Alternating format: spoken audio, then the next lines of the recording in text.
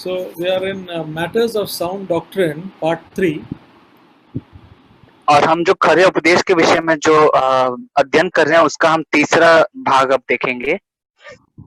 We saw various aspects of the sound doctrine.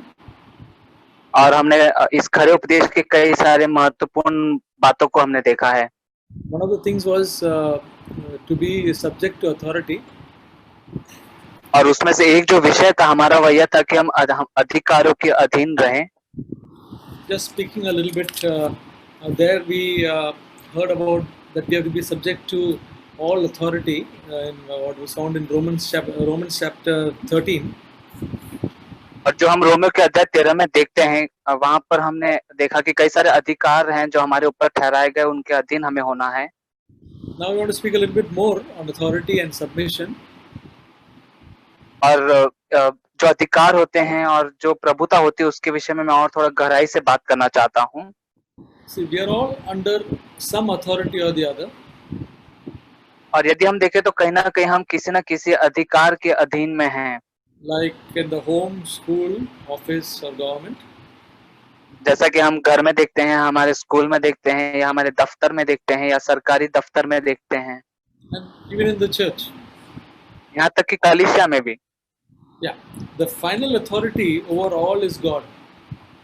और इन सब के ऊपर जो सबसे बड़ा अधिकार जो रखता है, प्रभु करता है, वह हमारा परमेश्वर है। And God has placed authority so that there will be some order. और परमेश्वर ने यह सारे अधिकार को रखा है कि एक क्रम में बना रहे सब कुछ। Yeah, so basically the authority is so that everything will be in order. और जो अधिकार होते हैं ये इसलिए होते हैं कि सारी बातें जो हैं वो एक के बाद एक क्रम में बने रहें। But when we think of submission, we generally don't have a natural liking to it. और जब कभी हम अधीन होने के विषय में बात करते हैं तो हम स्वभाव के तौर पर हम उसे पसंद नहीं करते हैं। Also, we relate that word more to women. और यहाँ तक कि हम इस शब्द को महिलाओं से, स्त्रियों से ज्यादा जोड़ते हैं। But in actuality, all of us practice submission, and in reality, it is a good and powerful attitude. लेकिन वास्तविकता तो यह है कि हम सभी को अधीन होने के इस बात को अभ्यास में लाना है और इसकी एक आदत से बनानी है कि हम अधीन होना सीखें। So Jesus was the best example of submission. और हम देखते हैं यीशु मसीह सबसे अच्छा उदाहरण है अधीन होने के लिए। It says that he subjected himself to his parents. It says in Luke. It says in Luke chapter 2. Luke chapter 2 verse 51. और हम लूका अध्याय 2 के वचन 51 में देखते हैं। And he went down with them and came to Nazareth and continued in subjection to them, and his mother treasured all these things in her heart. लूका अध्याय 2 वचन 51। तब वह उनके साथ गया और नासरत में आया और उनके वश में रहा, और उसकी माता ने ये सब बातें अपने मन में रखी। And then it says in verse 52, and Jesus kept increasing in wisdom and stature and in favor with God and man. और उसके बाद उसका अगला वचन 52, और यीशु बुद्धि और डील डॉल में और परमेश्वर और मनुष्यों के अनुग्रह में बढ़ता गया। All through his life, Jesus submitted to the Father in everything. और एक बात हम जो देखते हैं कि यीशु मसीह पिता के अधीन रहते थे हर एक बातों में। John 6:38, it says, Jesus says, I have come not to do my will, but the will of him who sent me. और हम यूहन्ना अध्याय 6 के वचन 38 में पढ़ते हैं, क्योंकि मैं अपनी इच्छा नहीं वरन अपने भेजने वाले की इच्छा पूरी करने के लिए स्वर्ग से उतरा हूँ।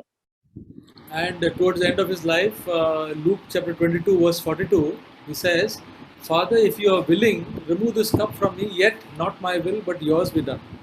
यहाँ तक कि अपने जीवन के अंतिम समय में यीशु मसीह ने लूका अध्याय 22 के 42 में ऐसे कहा, हे पिता, यदि तू चाहे तो इस कटोरे को मेरे पास से हटा ले, तो भी मेरी नहीं परंतु तेरी ही इच्छा पूरी हो। Yeah.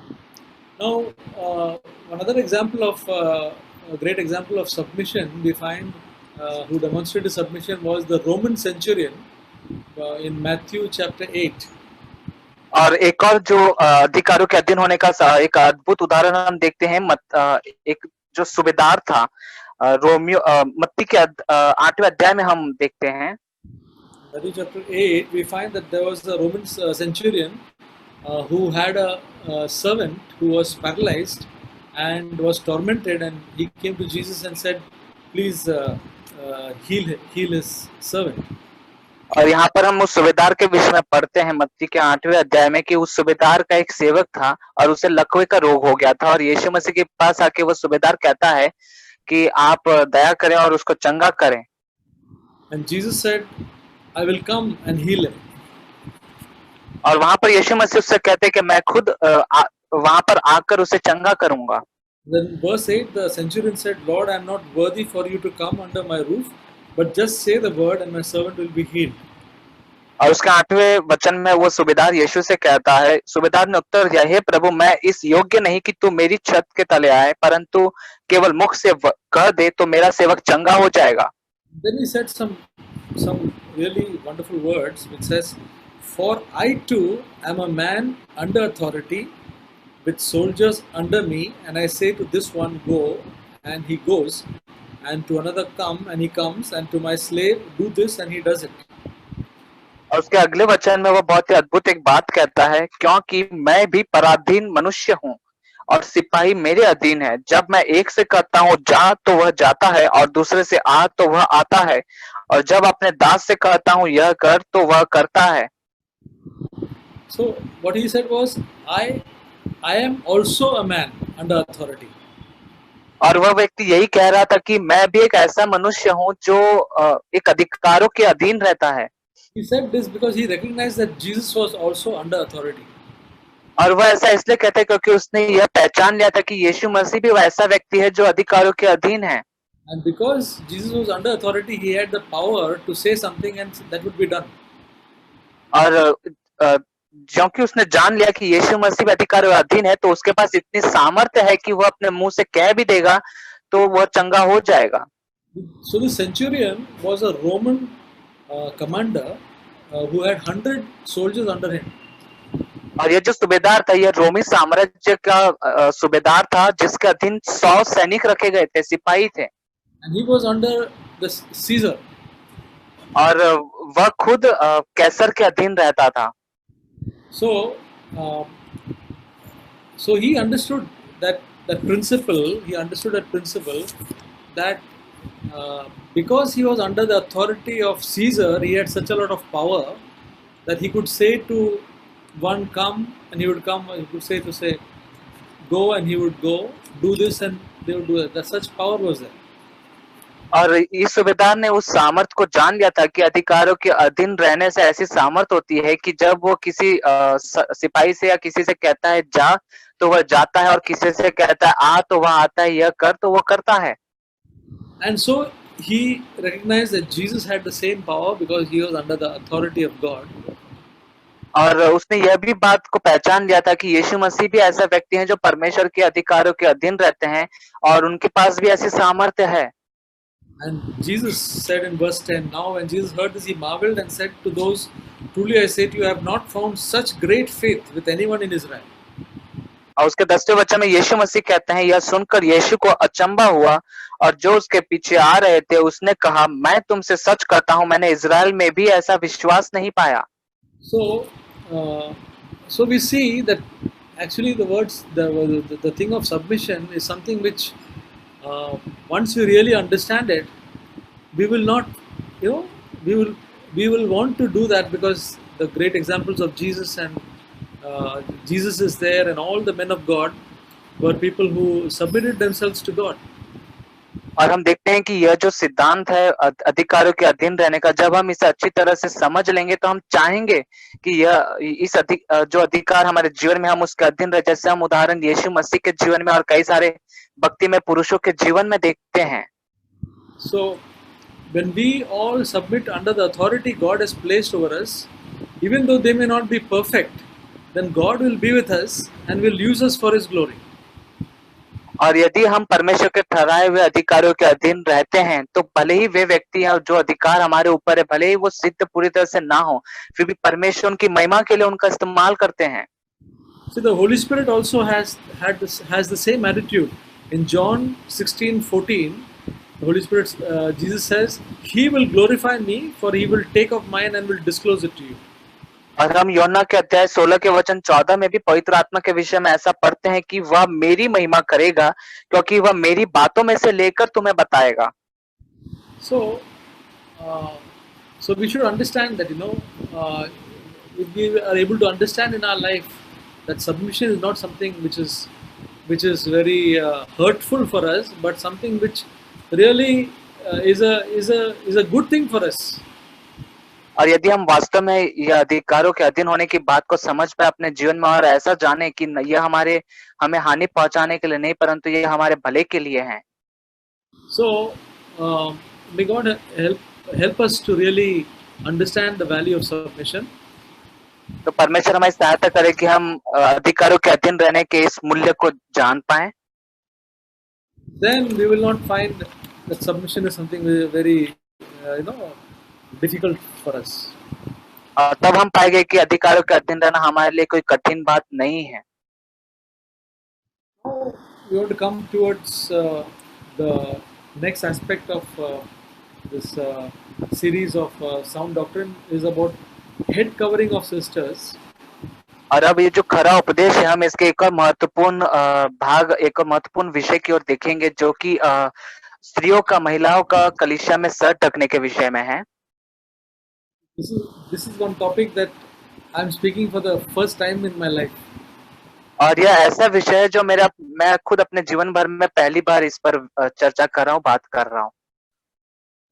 But I'm doing it because Acts 20:27 says, "For I did not shrink in declaring to you the whole purpose of God." और मैं इसलिए कर रहा हूँ कि जैसे हम प्रेरितों के कार्य के 20 के 27 में पढ़ते हैं कि मैंने परमेश्वर के सारे अभिप्राय को तुम्हें पूरी रीति से बताने से न झिझका। So, as this is written in the Word of God, this is a part that we have got to speak about. और जो कि यह जो विषय है, यह परमेश्वर के वचन में इसका वर्णन किया हुआ है, तो यह महत्वपूर्ण है जिस पर हम बात करें। So we'll just go through this, and it is found in about head covering for sisters is found in 1 Corinthians chapter 11, verse 3 to 16. और यह जो स्त्रियों का, बहनों का सर ढकने के विषय में है, पहला कुरिन्थियों के 11वें अध्याय के तीसरे वचन से हम आगे की ओर पढ़ते हैं। We'll go through this verses one by one. और हम इन वचनों को एक एक करके हम लेंगे। Verse 3 says, "But I want you to understand that Christ is the head of every man, and that the man is head of a woman, and God is the head of Christ." और पहला कुरिन्थी 11 का 3, परंतु मैं चाहता हूं कि तुम यह जान लो कि हर एक पुरुष का सिर मसीह है, और स्त्री का सिर पुरुष है, और मसीह का सिर परमेश्वर है। So, Christ is the head of every man, and man is the head of a woman, and God is the head of Christ. तो यहाँ पर वचन में लिखा है कि हर एक पुरुष का सिर मसीह है, और स्त्री का सिर पुरुष है, और मसीह का सिर परमेश्वर है। Then every man who has something on his head while praying or prophesying disgraces his head. और उसका चौथा वचन, जो पुरुष सिर ढाके हुए प्रार्थना या भविष्यवाणी करता है, वह अपने सिर का अपमान करता है। Here it talks about praying and prophesying. और यहाँ पर प्रार्थना और भविष्यवाणी करने के विषय में बात कर रहा है। Both praying and prophesying, when we pray and prophesy, we connect to God. और ये दोनों बातें, प्रार्थना करना, भविष्यवाणी करना, जब यह हम करते हैं, हम परमेश्वर से जुड़ते हैं, परमेश्वर से जुड़ते हैं। While praying, we connect to God, we speak to God. और प्रार्थना में हम परमेश्वर से संपर्क में आते हैं, जुड़ते हैं, हम परमेश्वर से बात करते हैं। While prophesying, we speak from God. और जब भविष्यवाणी करने की बात आती है, तब हम बोलते हैं, लेकिन परमेश्वर के ओर से आया हुआ बोलते हैं। It says in Peter that men moved by the Holy Spirit spoke from God. और पतरस की पत्री में ऐसे वचन में लिखा हुआ है कि भक्तिमय पुरुष जो परमेश्वर की ओर से उन्हें दिया जाता है वो बोलते हैं। So in the church where all of us can prophesy, that means all of us can be an opening for God to speak to the body of Christ. तो हाँ, कलीसिया में भी हम में से हर एक व्यक्ति भविष्यवाणी कर सकता है, और भविष्यवाणी करने का अर्थ यह कि हम खुल सकते हैं कि परमेश्वर सभी से बात कर सके। So verse 5 says, every woman who has her head uncovered while praying or prophesying disgraces her head, for she is one and same with whose head is shaved. और उसके 5वें वचन में, परंतु जो स्त्री उघाड़े सिर प्रार्थना या भविष्यवाणी करती है वह अपने सिर का अपमान करती है, क्योंकि वह मुंडी होने के बराबर है। So it says, when a man is praying and prophesying, his head should not be covered, but a woman, if her head is not covered, she disgraces the head. और यहाँ पर वचन में हम पढ़ते हैं कि एक पुरुष जब प्रार्थना या भविष्यवाणी करे तब उसे सिर ढकना उचित नहीं, परंतु वहीं पर यदि एक स्त्री प्रार्थना और भविष्यवाणी करे तो उसका सिर ढका हुआ होना चाहिए, नहीं तो यह अपमान की बात होती है।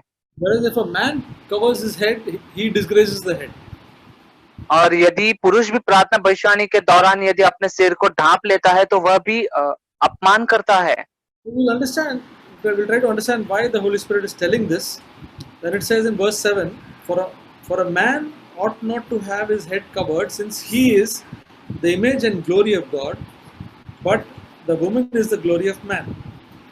और हम यहाँ पर समझेंगे कि क्यों सिर ढकना उचित है, और यहाँ पर हम 7वें वचन में पढ़ते हैं, हाँ, पुरुष को अपना सिर ढकना उचित नहीं, क्योंकि वह परमेश्वर का स्वरूप और महिमा है, परंतु स्त्री पुरुष की महिमा है। So it says the man is the image and glory of God. और यहाँ पर वचन में लिखा है कि जो पुरुष है वह परमेश्वर का स्वरूप और महिमा है। Because in Genesis, when God made man, He said, "Let us make man in our image." क्योंकि हम उत्पत्ति में पढ़ते हैं जब परमेश्वर ने मनुष्य को बनाया तो कहा कि आओ हम मनुष्य को अपने स्वरूप में अपने समानता में बनाएं। We'll read that in verse 26 of Genesis 1.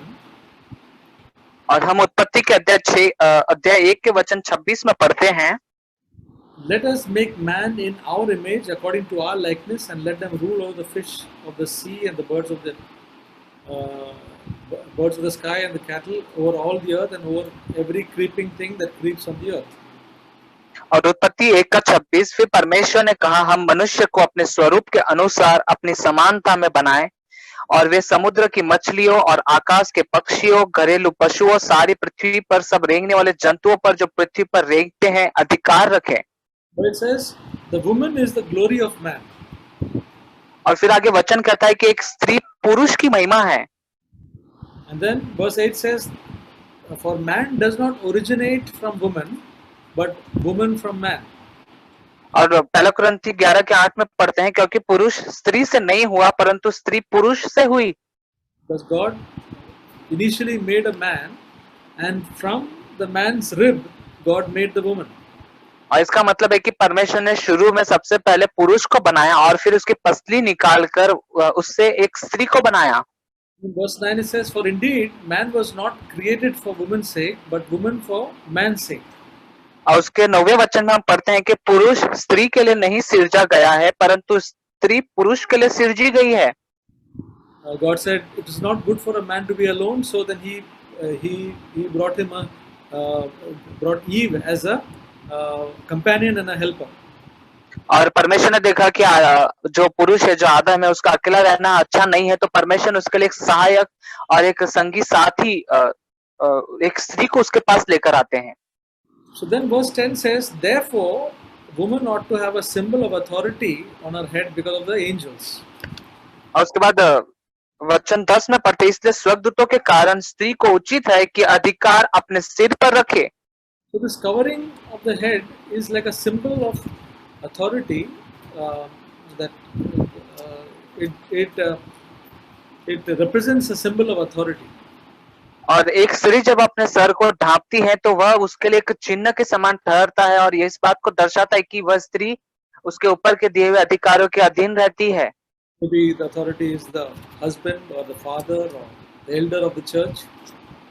और वह जो अधिकार उसके ऊपर होता है वह उसका पति है और उस कलीसिया के प्राचीन और अध्यक्ष हैं या उसके पिता हैं।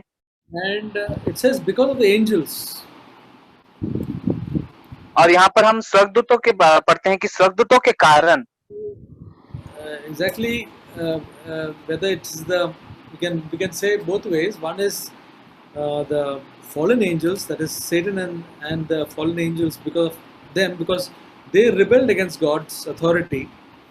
So it is to be different from them.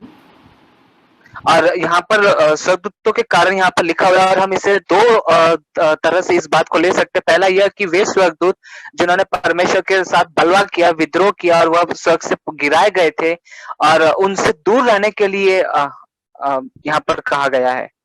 Take it as the good angels. Then we read Isaiah chapter 6, Isaiah chapter 6, verse 2. और हम यशायाह अध्याय 6 वचन 2 में पढ़ते हैं। It says, Seraphim, that is the angels, the good angels, stood above him, each having 6 wings. With 2 he covered his face, and with 2 he covered his feet, and with 2 he flew.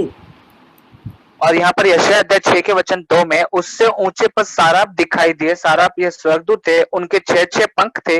2 पंखों से वे अपने मुंह को ढांपे थे और 2 से अपने पांवों को और 2 से उड़ रहे थे। So these angels too, in the presence of God, they covered their face, they covered their feet. और ये जो स्वर्गदूत जो खुद पवित्र थे, यह परमेश्वर की हुजूर में अपने पैरों को और अपने चेहरे को ढांपे हुए थे। Then verse 11 says, however, in the Lord, neither is woman independent of man or man independent of woman. और उसके बाद हम पहला कुरिन्थी 11 के 11 में पढ़ते तो भी प्रभु में न तो स्त्री बिना पुरुष और न पुरुष बिना स्त्री के हैं।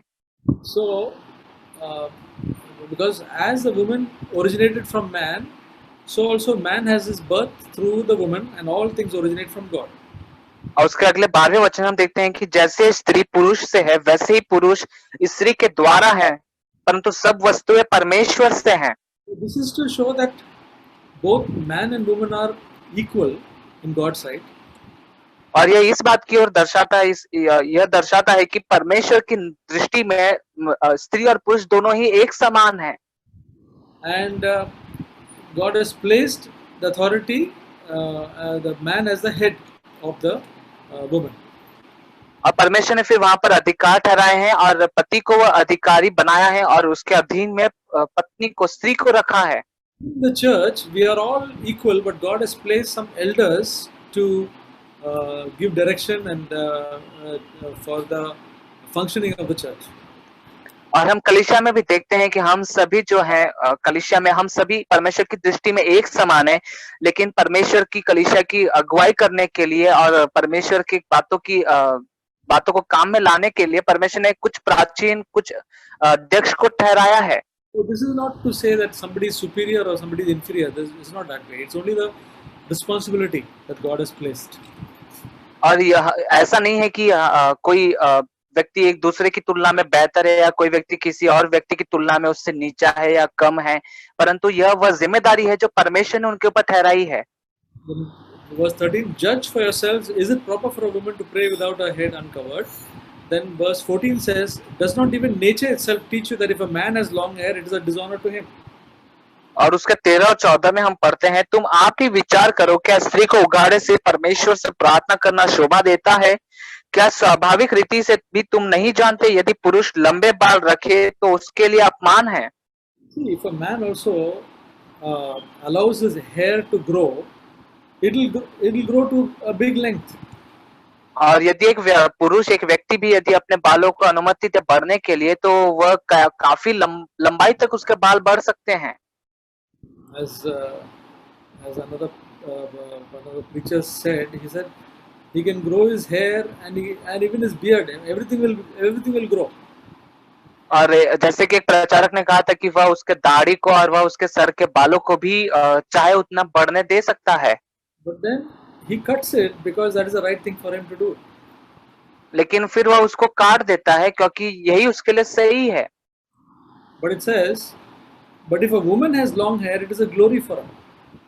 लेकिन आगे वह कहता है कि लेकिन यदि एक स्त्री के बाल लंबे हों तो वह उसके लिए महिमा है, शोभा है। So when a woman has a long hair, there's nothing unnatural. It's a glory for her, and that's why God has given it as a covering. और यदि एक स्त्री के बाल लंबे होते हैं तो उसमें कोई ऐसी कोई गलत बात नहीं है, परंतु यह परमेश्वर ने उसे दिया है, उसकी महिमा है वह। So then finally he says in verse 16, but if one is inclined to be contentious, we have no other practice nor the churches of God. और उसके 16वें वचन में हम पढ़ते हैं, परंतु यदि कोई विवाद करना चाहे तो यह जान ले, न हमारी और न परमेश्वर की कलीसियाओं की ऐसी रीति है। Now sometimes some people say interpret these things as it was a custom in those times. और कई सारे लोग इन बातों को इस रीति से भी लेकर ऐसा कहते हैं कि यह जो रीति रिवाज जो रिवाज था, यह उस समय के उस जमाने के लोगों के लिए मानने के लिए था। Because of that, they don't have this head covering. लेकिन आज के समय में हमें सर ढकना जरूरी नहीं। No, no. Because people interpret it as because this is a custom. It was the custom of those days. That's why head covering was not required. और यह उन उस जमाने के लोगों के लिए एक रीति रिवाज के समान था कि बालों को ढकना, तो उनके लिए अब जरूरी नहीं कि वो अब वह रीति को माने। That is what some people teach. और इसी बात की कई सारे लोग शिक्षा भी देते हैं। So, but for us who want to walk in sincerity before the Lord, when we see all these uh, explanations that the Apostle Paul gives, when he speaks about, as we read so many verses, to prove his point, then it looks for us that it is that as the Word of God says that when a sister uh, in the church prays or prophesies, then her head should be covered. और लेकिन यदि आप अपने जन्म में परमेश्वर को गंभीरता से अनुसरण करना चाहते हैं और आप परमेश्वर के वचन में उसके प्रेरितों के द्वारा इन सारी विषयों पर बातों को पढ़ते हैं और देखते हैं, तो यहाँ पर लिखा है कि जब एक स्त्री प्रार्थना या भविष्यवाणी करे तब उसका सिर ढका हुआ होना चाहिए, यही उचित है। So, if we look in simply and sincerely, then we feel that this is what should be done. That is, a sister while praying or prophesying should cover the head. लेकिन यदि हम इसे साधारण रूप से और सिद्धाई मन से देखेंगे तो एक बहन के लिए, एक स्त्री के लिए यही करना है कि जब वो प्रार्थना या भविष्यवाणी करे तो उसका सिर ढका हुआ हो। And from the ages onwards, right from the time of the early church, there have been people like John Calvin, then John Wesley. During all that time, the head covering was there. और हम देखते हैं कि शुरुआती जो कलीसिया थी वहां तब से लगाकर हम भक्ति में पुरुषों के विषय में देखते हैं कि जॉन कैल्विन और जॉन वेस्ली जैसे परमेश्वर के भक्ति में पुरुष वह इन बातों पर जोर दिया करते थे। And it's only in the 19th century that this head covering slowly,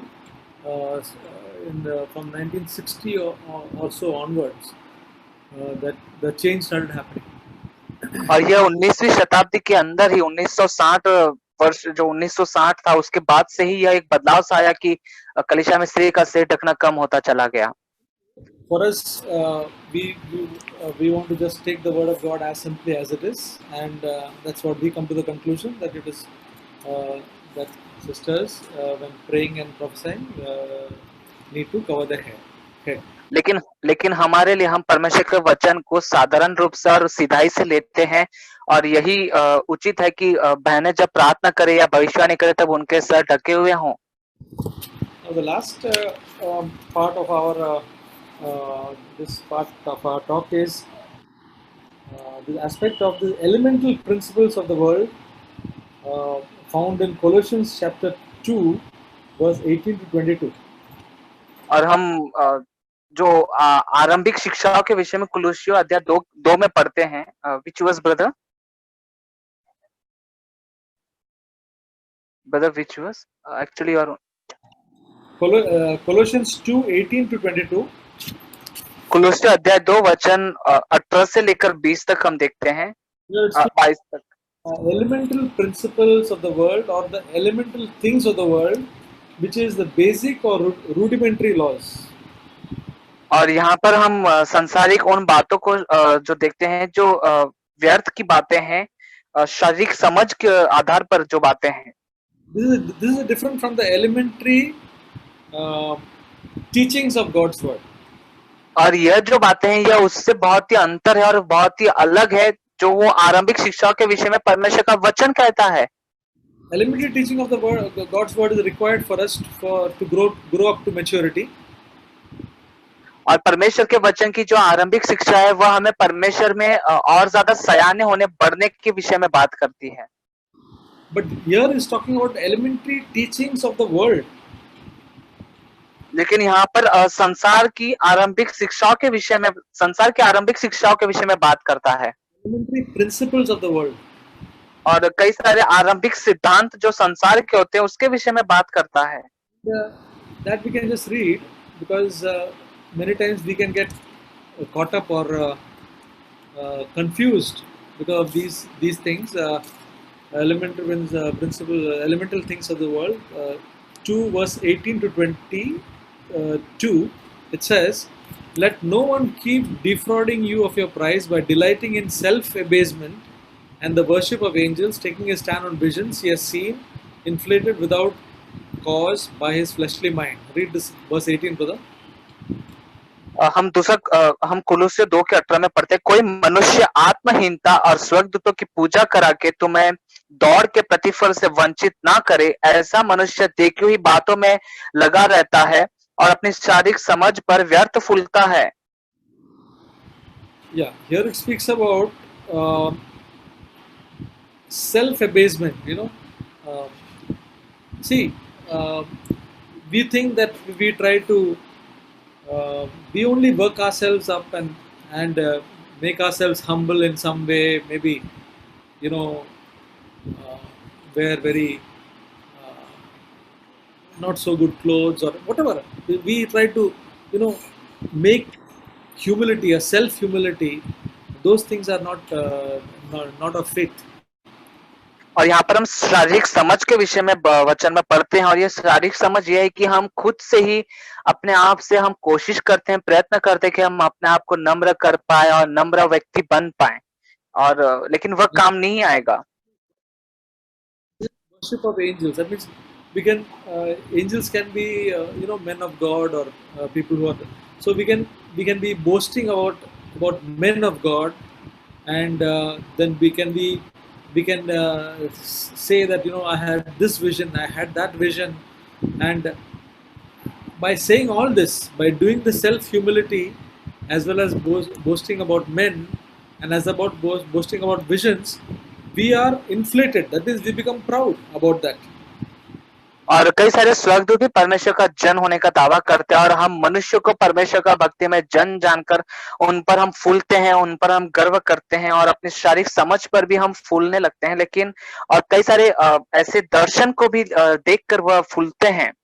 So anything we try to boast upon, maybe our good things that we do, or we do things, we have a simple lifestyle, but in all that we boast about it, that is not the right thing.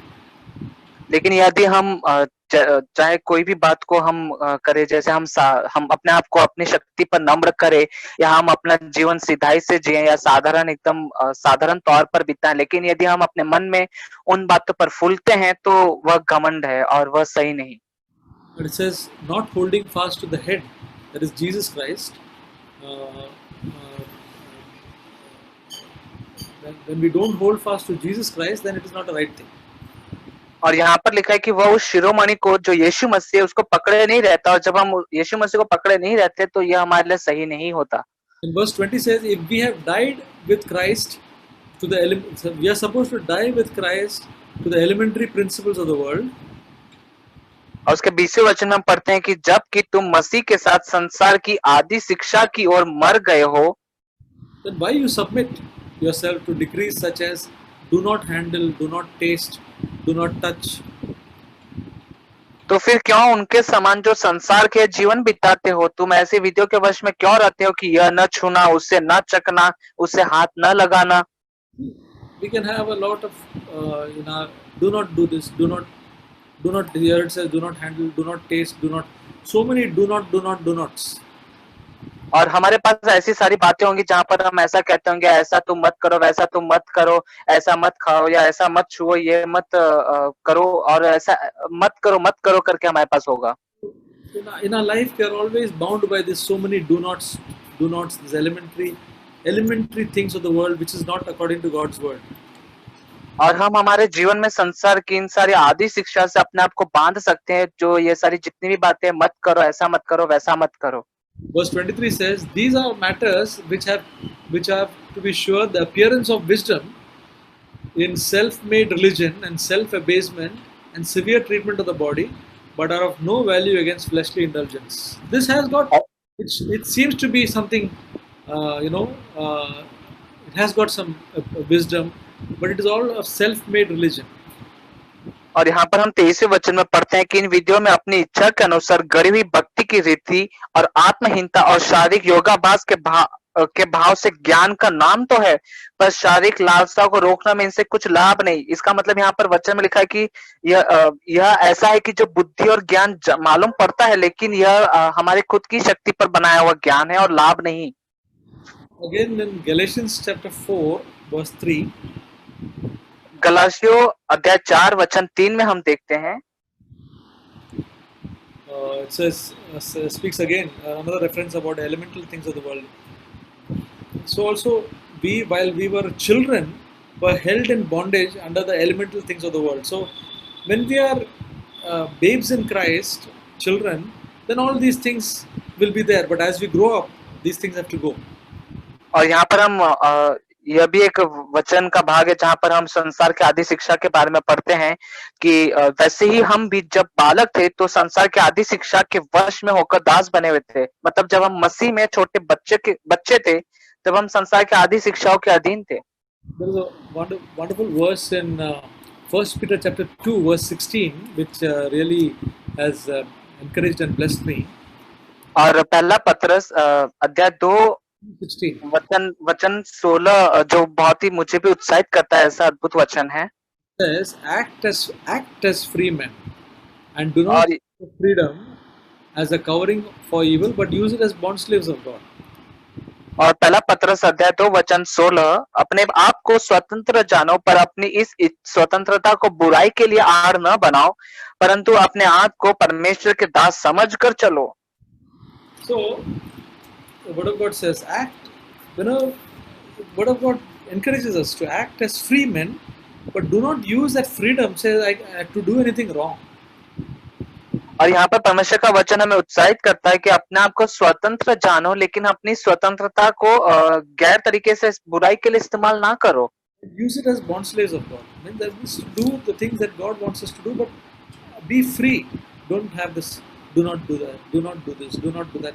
But see that you must take it in the right way. Then whatever I am saying, that we have the freedom which comes when we have the freedom from God, then we are free from these elemental things of this world.